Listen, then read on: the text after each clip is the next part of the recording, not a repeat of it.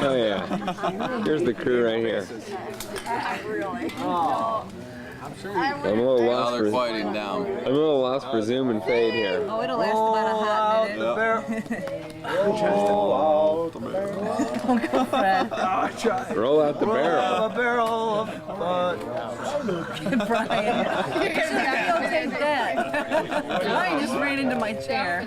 Mother. It's time to roll the I know there's a drink there. Hello, how are you all? From sunny Poke and State Park. I don't know how this is gonna come out. You guys don't have enough light around you. There's what? Not enough light around here. Too dark.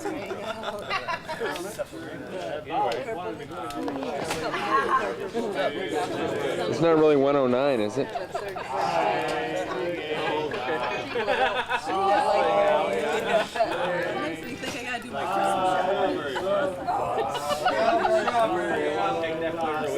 a lot of frog wives on right now. A lot of frog wives. Black What are you gonna buy for shopping? What? What are you gonna buy for shopping for Christmas? Well, they always Muffler in their mouths. no. He's taping this band show next year. I would call more if I didn't know what We have his little slide presentation next year. he ran out. Al ran out. Al ran out. Al ran out. Strawberry out. Oh boy. You ran out? Al ran out of wine. Oh no, this is the second year. Fred, in 19 years, this is the first time that's happened. I recall you coming into the camper. There has to be more. You I think he's hiding a couple. This is 19 straight years that we've been coming here. And this year we ran out. You ran out one of the years because you and Paul came in the camper demanding more. Okay. Well, That was the year there wasn't a Dorothy, there wouldn't be a Barb. Hey, give me that wave one more time. I'm sure glad there was a Barb. I'm glad there was a Barb. If there wouldn't have been a Barb, there wouldn't be a Steffi and a Chrissy and a Doug. We can do without Doug, but no. All right, go ahead. One more time for the camera, Stephanie. What do you want to say? We could do without a Doug, is that what you want to hear? All right, now that I got that on tape, you'll regret it. Josh started. You started, Josh. You started, Josh. We'll help. Look at Daddy when you started. Yeah. A little bit acorns grow. I've been working on the Start railroad all the live long day. We're all doing today.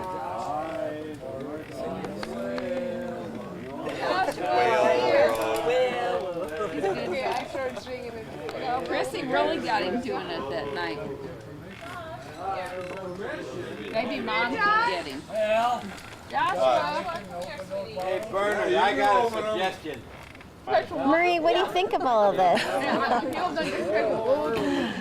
You think that they're making fools of themselves. Are you worried about your husband making it back to his camper in one piece? I can't imagine what they'll all feel like tomorrow morning. Oh, but I've assured Brian's drank plenty. He'll help us in our golf game. but Marie, I've assured you that if Fred doesn't make it home, I'll carry him. All right, Marie, we're celebrating the letting go of the old homestead farm, and before we do that, I'm just going to ask you a few questions about what you remember and what life was like on the farm and things you'd want your kids and grandkids to know about what it was like growing up there. So, first of all, do you have some... why don't you just tell us a little bit about some of your favorite memories growing up on the farm? Well, I was born in 1931. Of course, that was the Depression years. So things weren't too plentiful, but living on a farm, we were quite self-sustaining. We had our own milk, meat, eggs. We had fruit trees, and so on. So we ate quite well. And everybody else was poor too, though. In those years, there wasn't much of a distinction in class at that time. So we had our own, we had rhubarb plants, strawberries, and we also picked wild strawberries along the road. We had a mulberry tree, cherry tree, grapevines, and then we raised all our own vegetables. In the early years, we raised our own potatoes, but in the later years, Dad and some of the neighbor men, they went up to Stanton and bought potatoes. And they used to bring, I think, I have a note here that we kept about 30 to 35 bushel of potatoes for ourselves. It was like Ben Ulrich and Louie Schmidt, and then I think it was Simmons Brothers trucked them home. And they also gave some potatoes to the sisters at the convent. And like for flour, after we harvested the wheat, Dad would take wheat to town and sell it, and in return he'd bring home at least 12 bags of flour, and they were in the cloth sacks at that time, and they had some print on them, but eventually those turned into dish towels. So you used everything. Oh yes, yeah, we did. And Grandma always made crocks, and I mean crocks, gallons of jelly, like out of our grapes. And then we used to go down east and pick elderberries by the pailful, and she made gallons of elderberry jelly, and of course mulberry. And at that time, I remember we used to have to buy peaches to can, but we'd save the skins and boil them and strain them through a bag and then make jelly out of that too. The skins? Uh-huh. The Of the skins of peaches? peaches, yes. Wow. And, well, we raised our own cabbage, so naturally we made sauerkraut, like 20 to 30 gallons of sauerkraut. And for meat, well, we always butchered 6 hogs, and Uncle Jewel and Benny Ulrich and Louie Schmidt and Urban Theon, they would come over and help with the butchering of the hogs, and then we always had fried down meat of bacon and pork shoulder and pork sausage, and then that would always be covered with a layer of lard, which we also rendered ourselves. We rendered our own lard, and we used that for pies and cakes and so on. And then we put some of the meat, like the pork hocks and feet and ribs, we put them in a brine, a salt brine, and that was especially good in the summertime. Oh, Grandma always baked 14 loaves of bread twice a week, 6 pies on Saturday.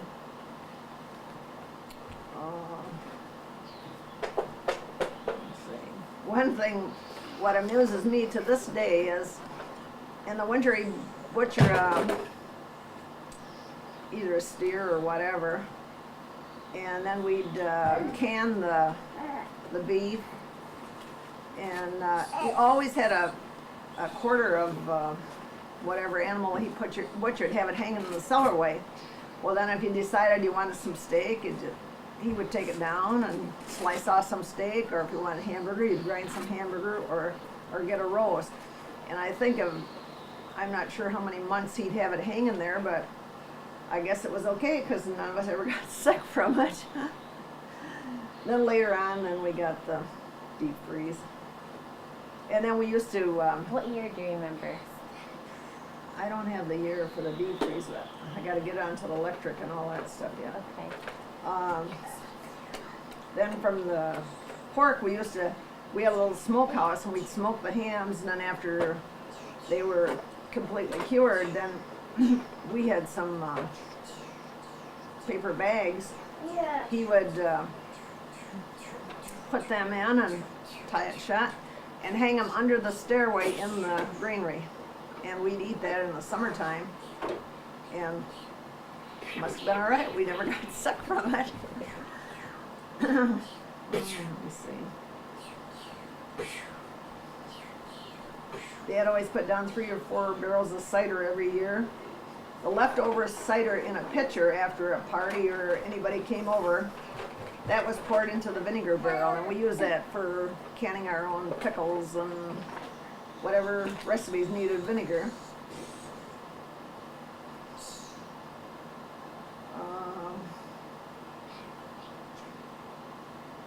We had apple trees, a few. We had a transparent apple tree, which was, those were the first of the season, and they were always ripe at the time of the oat harvest. Who's trying to turn that on?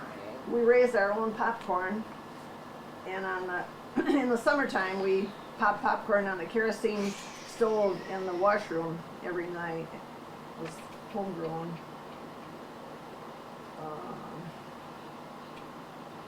First tea taste was just a trick to put into their spirits. My goodness. Some of our favorite standbys as far as food were concerned was sour milk pancakes, which we had whenever the That is so. sour milk, or whenever the milk got too fermented. And our milk, to have it fresh, Dad would bring it in every morning, and then we would just set it on the floor in the basement. And that kept it cool even in the summertime. And potato pancakes, that was a standby. Johnny cake, steamed pudding.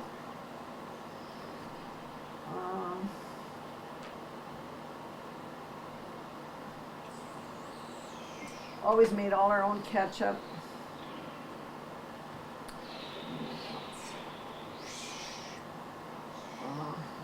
Well, for wash days was always a challenge. Monday was always a wash day. And we had the windmill, which was fine if it was windy, because then it would pump water into our, we had a crack tank up in the kind of attic-like part of our house. And whenever it was windy, it would pump water in there. It was fine for washing, but on days when it wasn't windy when you washed, we had to go down there and pump it, crank it by hand to get water in.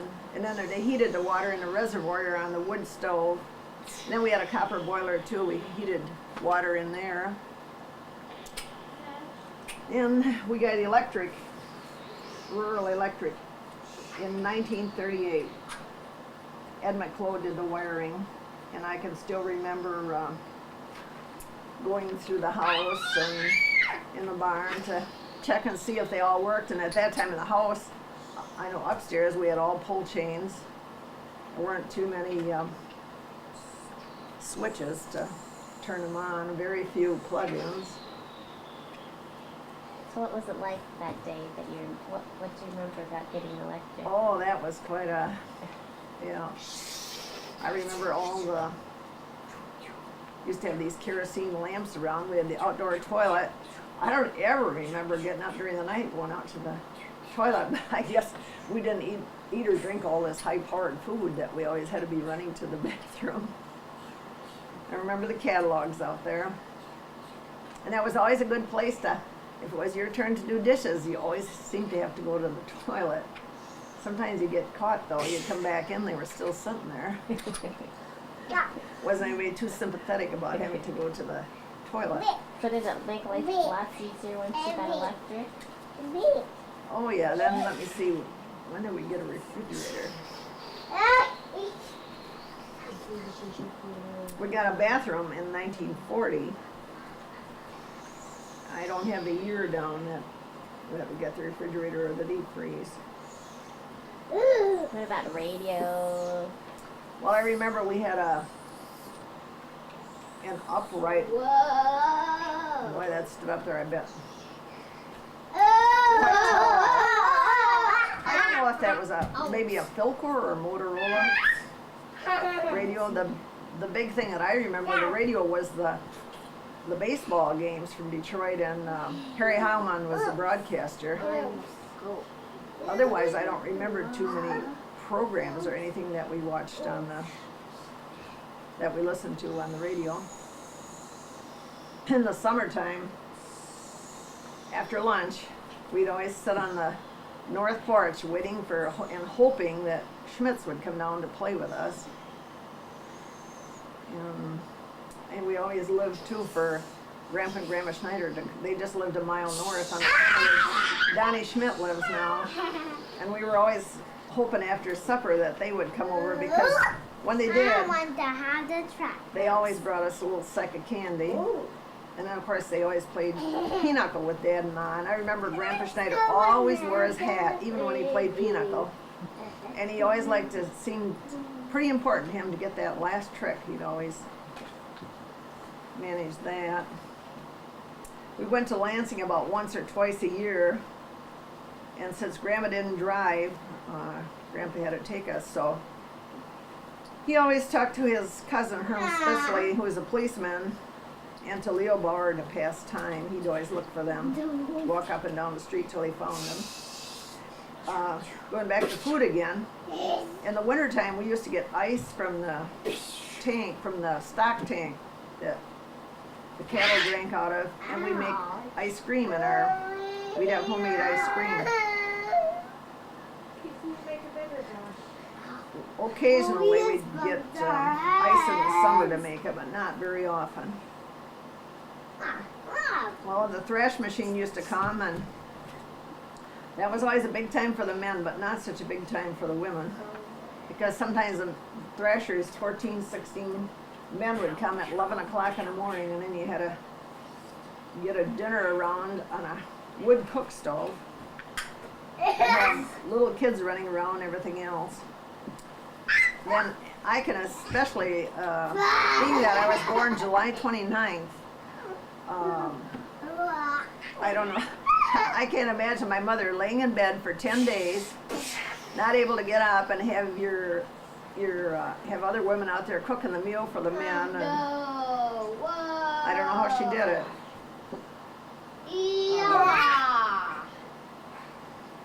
Then the stress. I'm getting this all kind of mixed up. I didn't get it organized. So that's okay. Always had a straw stack in the back of the barn, and somebody was always elected to do that. And then the men. What do you mean elected to do? What do you do with the straw? Well, some men were better at building straw stacks than others. It was always quite important to judge to get it big enough around the bottom and kind of get a nice peak on top. And then there was other men that always carried the grain in bags. From the barn to the granary, never piled it on a wagon or anything. Each man would carry a bag over their shoulder and carry it in the granary. And of course, us kids always had to be hanging around a little bit. Every once in a while they'd fetch one of us and stick us in a bag to tease us, and they got rid of us for a little bit.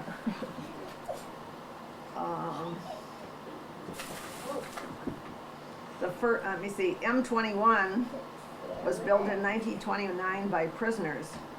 Water was piped in from the Stony Creek. They had a major leak on Louie, Thalen, or Claude's farm. 1941 was the first bike for 9 kids and the only bike that we ever had. What about running water? Well, see, the water, we had running water if the wind was blowing right. Of course, after we got electric, then we had an electric pump, and then that ended that. And like for washing in the wintertime, see, Grandma washed in the washroom, but that had no heat in it. But then she had a little bit of one of these round kerosene heaters that we put in there. It was okay, but every once in a while it would smoke. What were some of your favorite chores? Favorite chores? Uh-huh. And what were some of your least favorite chores? Play with that. I don't know. In those days, there was no such thing as a favorite or a least favorite. You did it. You're not allowed to play with Dad was always very good about playing with us after supper. I mean, if it was cards or playing ball, he always played a lot of ball with us. And of course, we had our own games. We played tag and Red Rover and Anti-Over and a lot of Monopoly. Go. You had Monopoly back then? Yeah. Back. And one of the most interesting, but that would probably be a least favorite, was in church in those days, they had each pew rented out to families. And of course, like, my folks had one space for one person in a pew. And then eventually the families all got bigger, and nobody could seem to rent enough to fit their whole family in. Eventually, we did get space for two, but there was so many of us. And then you'd kind of get in church, and well, those two, they were filled right away, and you look around and go in somebody else's pew, and you got a few dirty looks. Did you have to pay for the pew? Oh yeah, pew rent. Oh, pew rent. Yes. Nobody wants to go back to those days. How else did you celebrate the holidays? How? Yeah. Well, that was always a big, Dad and Ma, they always liked they liked Christmas, and Dad could always make such a big thing of it, and we always had to go upstairs and pray. Oh, look what I And all at once, he would open that stairway door and he'd holler, he's been here, and oh, we'd take a dive. Of course, for some reason or other, we never got to see him. But one time I remember my Uncle Alfred came, and he was Santa Claus, and Edgar and I were the only ones that can remember it. We were young, and he had a stick, I don't know, it was from a furnace stick or a stove stick or something. He was so, he looked pretty mean or cool or whatever, and anyway, my folks said that's the end of that. We never had anybody come again. It was too scary for the kids. What, a Santa Claus? Yeah. Well, at that time, discipline. If you don't behave yourself, he's not coming. Well, did you have a big meal? Were there some traditional foods? Yeah, but Stop that. well, then eventually, I remember we did sometimes have turkey. We sometimes had turkey on. Of course, we always had our own chickens, roosters, and eggs and so on, but we didn't raise turkeys. But at Thanksgiving time, they always had a feather party in town, and sometimes we won one. But they were live turkeys; they were not dressed. And we'd bring it home and it'd run around for a little while, and then Dad would butcher it. We'd have turkey. Oh my, not this again. Um, Not this We again. went to church in shifts since Grandma didn't drive, so we traded with the neighbors across the road, Harold Emersmakers, and there was always 2 masses on Sunday, no Saturday masses, and we traded in shifts going to that. There you go. We shared our farm tools with Louie Schmidt. We used to get our gravel in the Show-Me pit 2 miles south, and it was all shoveled by hand, and we had the horses, and Dad had special sides he'd put on a wagon and bring the gravel home. And then we buzzed wood in the winter. We had a nice woods, and always carried in all the wood. The Dad and the boys always liked to play horseshoe. I'm getting this all mixed up. That's okay. We had one big game for every one of us at Christmas. Like when once a year we go to Detroit to the ball game, us older ones anyway. Go to the Ionia Free Fair and go fishing. But no matter where we went, we always took our own lunch. Never bought it. Lots of bologna and crackers. See, now I should have said this first. Grandpa and Grandma both had a 6th grade education. That was it. Well, Grandma had to come home, or she couldn't go on because her mother was always sick, and her mother died at the age of 49. My mother was 16 at that time. And Dad, well, he just had to quit school to work on the farm. Dad talked about when he walked to school, and he used to walk along the railroad tracks a lot to go to school. Ouchie. Oh. We got our first tractor in 1945. It was an Alice Chalmers. Dad had his first airplane ride 6 months before he died, and Al lived in Pittsburgh at the time, and he wanted to come out, and they didn't really want to drive out there, so he said, okay, I'm going out to buy tickets, and you're going to come. Well, in the end, Dad paid for his own tickets, and he was thrilled as could be, and I'm sure if he'd have lived longer, he'd have taken a lot more rides. And we converted the washroom and woodshed into a garage in 1959. It was a single car garage, but that was pretty big convenience, pretty nice. Milk parlor we always sold grade B milk. Well, that's all you could. It's all they had in the early days anyway, and then eventually you could sell grade A, and they built a milk parlor in 1960. 1953 they bought the McPringle farm.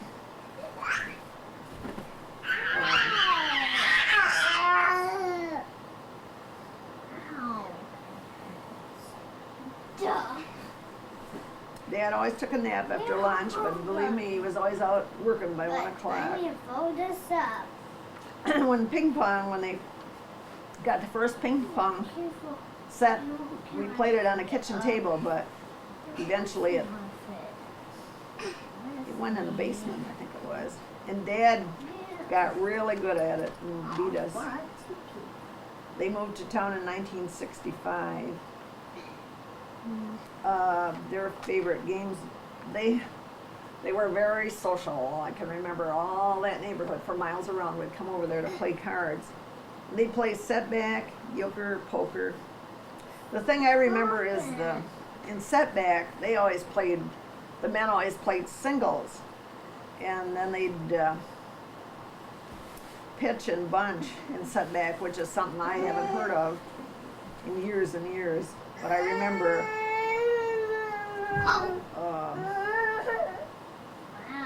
it quite well. The thing that always amazes now in this day and age amazes me is the Easter Bunny would always come, and he'd leave our eggs in a barn. We used to have crates sitting around with straw in. I can't imagine doing that today because the woodchucks and coons would get into them, but we never had a destroyed Easter egg ever. Another big thing to play was to play on the slings in the barn and to run on the beams. Believe me, that was, if I think of it now, I'd have a fit if my grandkids were playing on that.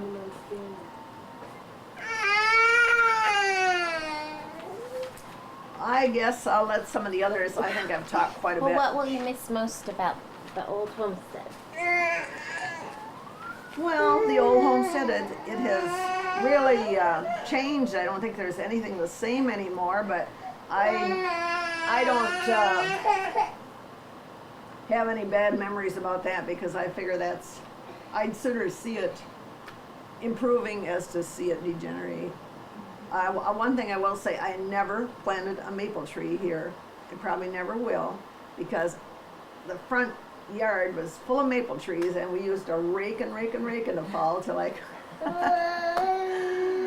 What do you want your grandkids and your kids to know about the homestead that they'll probably never get to experience? Well, that we had a lot of fun just playing around home. We were happy. Kids nowadays don't even know how to play tag or hide and seek or anything. And the neighborhood kids, lots of neighborhood kids around. At Halloween, we always went out on Halloween, but we just made our own costumes out of paper bags or old rags, or wore big clothes that didn't fit us and stuffed them, or things like that.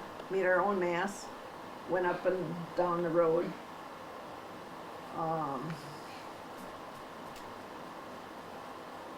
I never felt too deprived, I guess. So if you had to summarize the biggest change between what it was like for you to grow up and what it's like for kids to grow up today, Would you say one is harder or easier? Well, I wouldn't trade my life for my mother's for nothing. I feel as though I have a so much easier life. I mean, nowadays, everybody, they're so taken up with stress. But in those days, they had just as much or more than we did, only they didn't talk about it. There just was no money around, you know. So it's different kinds of stresses. Yeah. Back then it was just hard physical work, and now it's more stress. Yeah. And as far as going to a doctor in those days, believe me, that we didn't go very often to the doctor. And well, I had my appendix out when I was 13, I guess it was. And then I think Ron had his tonsils out, and that was about the extent of surgeries that I remember. So I think living on a farm was a good life for us. We kept busy, but we still had fun. So anything? Oh, and well, I remember, I got a tattle on the boys. It never failed that my brothers, when Mom and Dad went away, they always made fudge. But when they come home, it never seemed to be a sample left for them to taste. It was all gone.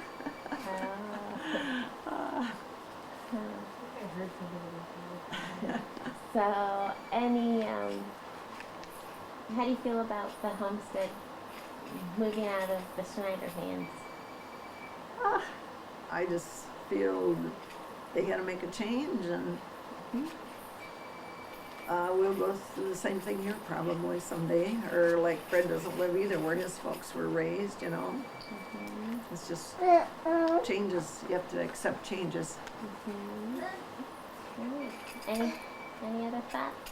Oh, we always, prayer was a very important part of our life. It was always a before and after meal prayer, and a morning and evening prayer, and a rosary after supper at night. That was every day of the week. What was overall your favorite memory or feeling about growing up on the farm?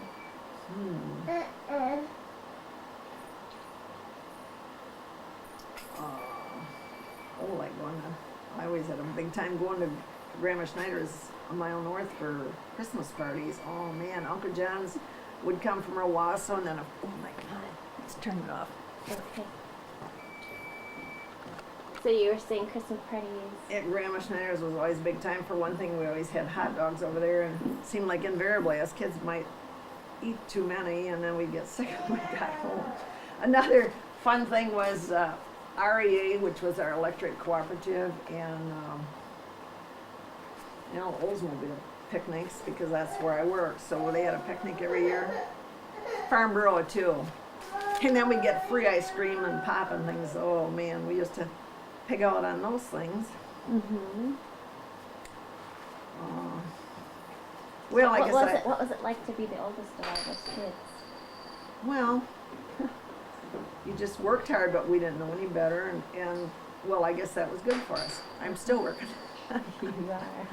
You know, didn't work never hurt anybody. Any words to summarize your message to future generations? Keep on working hard and don't expect to live off the fat of the land. It's not good for you. All right. Thanks, Marie. You're welcome. You didn't raise Baby ones, yeah. Oh yeah? Uncle Leo Simmons used to work for the state health lab, and they had to start, and he needed them for testing, so he'd let us know. We'd raise batches of rabbits that were about 2-3 pounds, and they'd use them for experimental for testing for health lab. Then we used to get pretty good prices as a kid for them. Remember that? Feed them dad's grain and hay, and then solar. Oh yeah, we did that. That was before doors.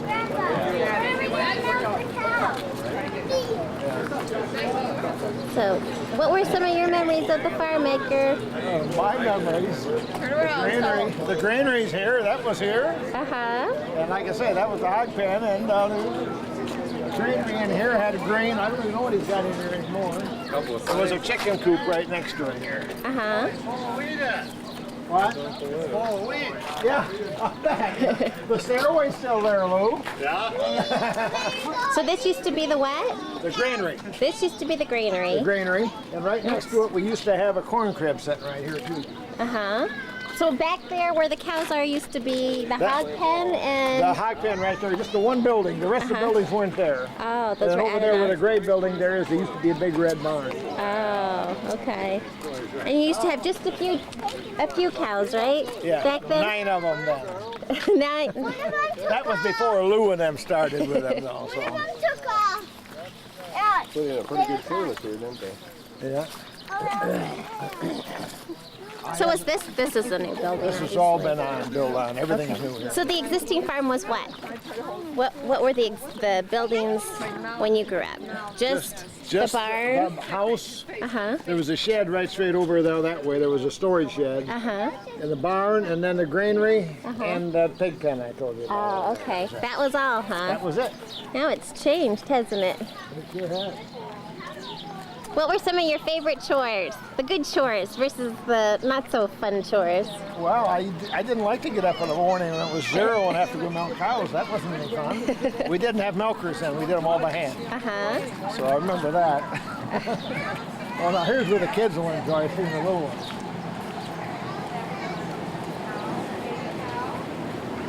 Do you miss those days, Edgar? No, it was fun. It's memories. But that's something that happened. Uh-huh. You see the little baby cat?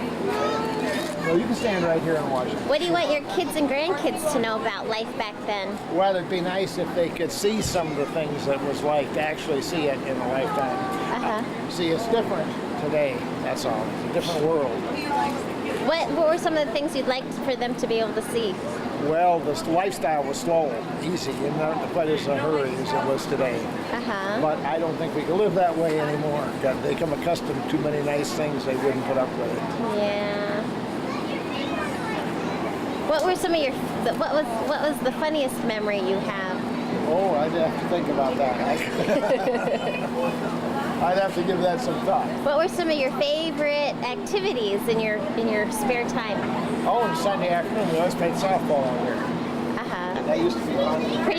Pretty much just your brothers and sisters? And... No, all the neighbor kids within 1.5 miles would come down and play. Oh. It was sort of fenced off, and it was a fence over there. And we always played there. Did that. All the neighbor kids would come down and have a place to play. Oh, that's fun. These are cute.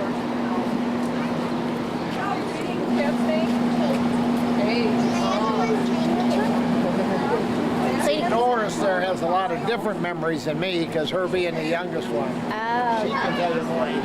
Okay, Doris, give us a different perspective. We've heard from the 2 oldest now. What do you remember growing up on the farm? What do I remember on the farm? Well, I don't really know what to tell you. A lot of good, happy memories. I don't know why you're not coming in. Oh, there you are. Okay. That's okay. A lot of happy memories? Oh, yeah. Like your Dale said, playing eeny-einy over the tool shed and over the garage. What game? Eeny-einy over. How do you play that? You throw the ball from one person stands on one side and you throw it over. And the other person, if they catch it, they can run around, and if they throw it at you and hit you, you're it. Or you lose. You lose. And then we played a lot of kick the can, too. Uh-huh. Remember things like that? Remember... what about painting the box? Painting the